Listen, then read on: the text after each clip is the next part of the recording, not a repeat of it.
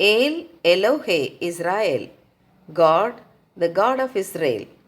The King of love, my shepherd is, whose goodness faileth never.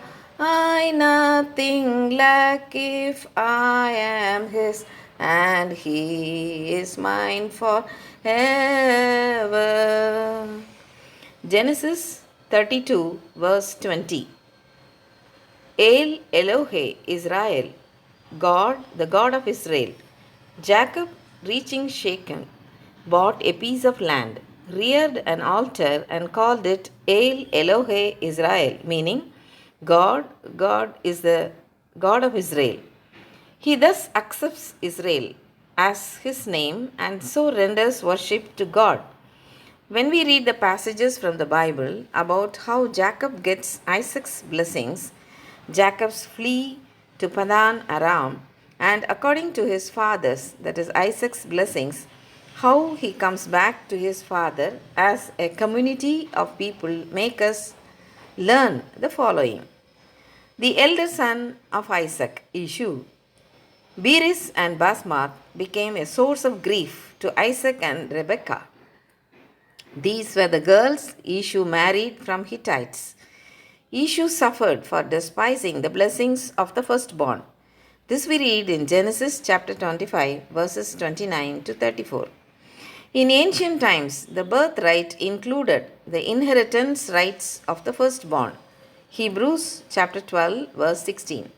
He valued food for his stomach more highly than his birthright. Isaac and Rebekah.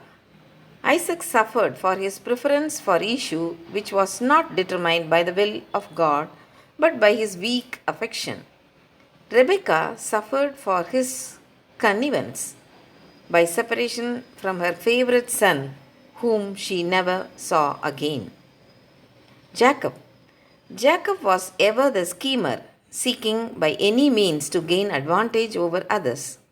Urged on by his mother, Jacob attempts by unworthy means to secure the blessing of the firstborn with all the privileges it involved. It was God's appointment and concern and care, not Jacob's wits, that he came into the blessing. Jacob, from the time when he confirmed himself in the possession of the sinfully acquired birthright by sinfully acquiring the blessing, had to endure a long strain of hardship and disappointments which made him feel how he had sinned against his father and brother. Yet, these were at the same time the means of his education by which his ignoble nature was to be done away and himself made worthy of being one in the line of those who inherited the promises. The divine care and blessing promised to Jacob at Bethel, Genesis 28:15, are illustrated in the narrative of the sojourn of the patriarch at Haran, which apparently lasted for 20 years, Genesis 31:40, after which he returned to the land of promise, blessed with a numerous family and rich in goods. But equally marked is the severe discipline to which he was subjected in order that the darker features in his character might be purified, and that he might learn to put his reliance not in unworthy scheming, but in simple faith in the love and blessing of the God of Abraham and Isaac.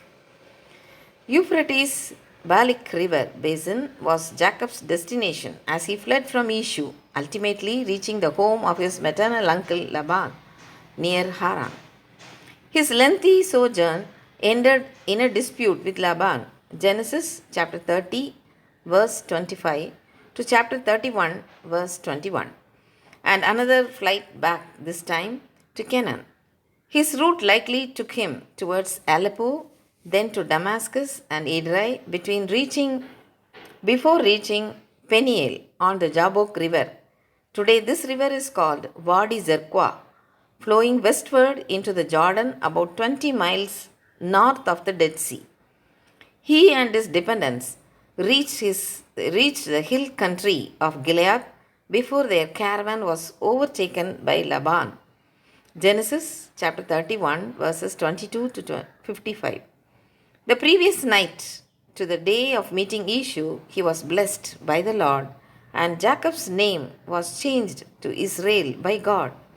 After meeting Esau peacefully, Genesis chapter 32, verses 1 to 21, deprived of his great fear and distress, Jacob tarried at Succoth, entered Canaan, and proceeded to Shechem, where he erected an altar to the Lord.